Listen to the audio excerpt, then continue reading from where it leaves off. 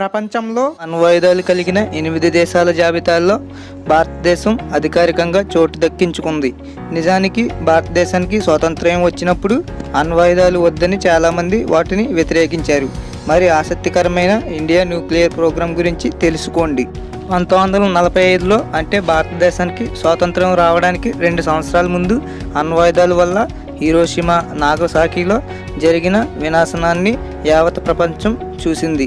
దాన్ని చూసిన మహాత్మా గాంధీ అణ్వాయుధాలు వద్దని అన్నారు. నాటి ప్రధానమంత్రి జవహర్లాల్ నెహ్రూ మాత్రం అణ్వాయుధాలు వద్దన్న గాంధీ అభిప్రాయంతో ఏకీభవించలేదు. ఆయన న్యూక్లియర్ ఎనర్జీలో పరిశోధనలు చేస్తున్న భౌతిక శాస్త్రవేత్త హోమీ జహంగీర్ బాబా లాంటి వాళ్ళ కోసం తలుపులు తెరిచే ఉంచారు. అణ్వాయుధాలను భారతదేశం కూడా కలిగి ఉండాలనే దానికి ప్రధాన కారణం చైనా. ఆ దేశం 1964లోనే అణ్వాయుధాలను ప్రయోగించింది. అంతకు ముందే భారత్తో చైనా చేసిన యుద్ధంలో మనల్ని ఓడించారు. సరిహద్దుల వద్ద కాపు కాసిన చైనా వల్ల ముప్పు పొంచి ఉంది. 1974లో రాజస్థాన్లోని పోఖ్రాన్ రేంజ్లో ఇండియన్ ఆర్మీ కోడ్ భాషలో స్మైలింగ్ బుద్ధ పేరుతో భారతదేశం మొదటి న్యూక్లియర్ టెస్ట్ను నిర్వహించింది.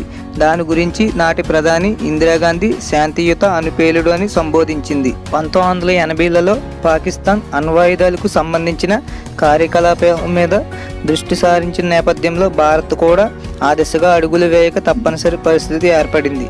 కానీ యునైటెడ్ నేషన్స్ వంటి అంతర్జాతీయ సంస్థలు తెలియకుండా గుట్టుచప్పుడు కాకుండా భారతదేశం అణు పరీక్షలు నిర్వహించాల్సి వచ్చింది.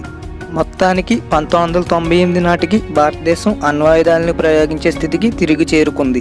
దాంతో మరోసారి పోఖ్రాన్లో విజయవంతంగా అణ్వాయుధాలను ప్రయోగించింది.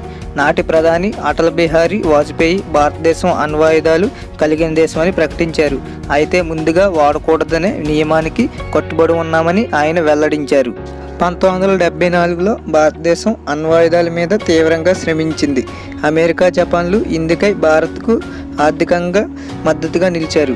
కానీ తర్వాత మాత్రం ఆ 2 దేశాలు వెనక్కి తగ్గాయి.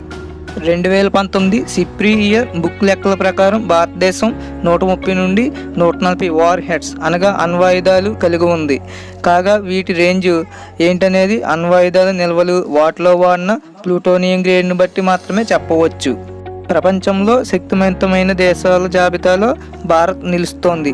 ఈ జాబితాలో భారత్ నిలవడంలో అణ్వాయుధాలు కలిగి ఉండటం కూడా ఒక కారణం.